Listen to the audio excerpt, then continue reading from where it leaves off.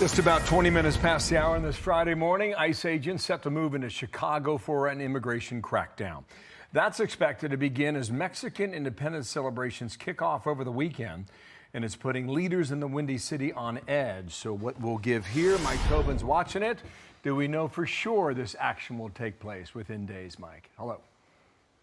We don't know for sure action will take place, but here in Pilsen, one of the famous Hispanic neighborhoods in Chicago, the tension has really been amplified by state and local politicians. Governor J.D. Pritzker says federal forces are indeed assembled in the Chicagoland area. He expects that they'll start operating on Saturday morning. That's at least that's what he told the public. They could begin operating as early as today. The narrative Illinois Democrats are pushing is that the goal of this enhanced enforcement, immigration enforcement, is to spark riots and justify deploying the National Guard. But I will say that, again, part of their kind of nefarious plan is begin with ICE, cause mayhem on the ground, and by doing that, say that there's a need for military troops on the ground to protect ICE. Don't take the bait. They are already training for riots.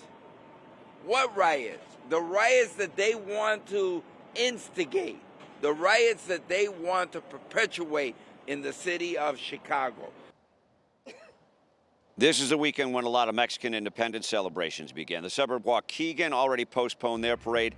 El Grito, celebrating Mexican heritage, usually held downtown, has been postponed, and the organizer says it was postponed at the urging of Governor Pritzker.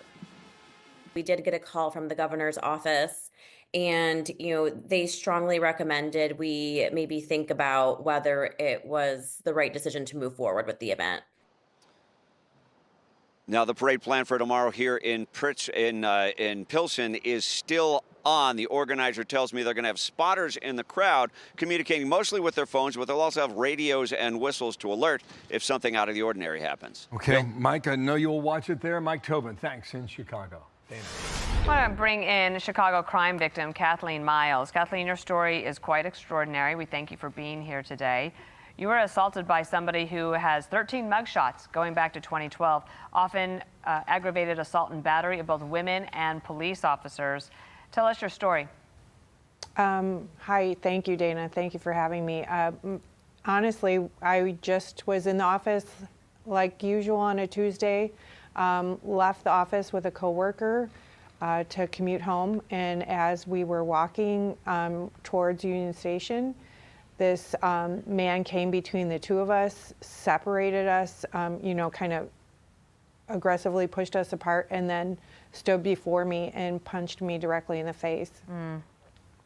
Is this the first time you've been a victim of a crime in Chicago? Absolutely. I've been commuting downtown for, since 2003. And, as a woman, we always worry about it. We see the news stories. We worry about being attacked. I always have this plan. I always walk, assertively. I'm not on my phone. I'm not on my headphones. I always think I'll use my backpack or I'll do something if somebody tries to attack me. And honestly, I had no time to think, and I don't even remember the incident. This is all recollection from my coworker who was standing beside me. I'm so sorry that happened to you. Listen to David Axelrod. So he's a political strategist. He worked for President Obama. He used to be a journalist as well, and he's commentating now on CNN. This is what he said. I have a lot of respect for J.B. Pritzker, but I think I would be careful about playing 28 politics on this issue, because the right answer is we'll take all the help we can get, as long as it's appropriate help, as long as it's stuff that will really help. If there are people doing violent crimes here who are illegal immigrants, we want them out of our city. We'll work with you on that. I think that's the appropriate position to take. Kathleen, the governor of Illinois and the mayor of Chicago are very much against any help from President Trump on this score. What would you like to see? I would like to see help. As a mom, when there's an issue that I can't tackle alone, or a problem that seems to be escalating, I have my entire life sought out help to rectify that problem, to get assistance and to move forward. And I think it's a disservice to all of us citizens of the state and of the city to not accept the help to minimize the problem and come up with a solution so that people like me don't happen again. Yeah. I just want to point out again that he had been arrested 17 times. Do you have a warning for cities who might be willing to either, like, for example, no cash bail or allowing career criminals to stay on the streets as a final word?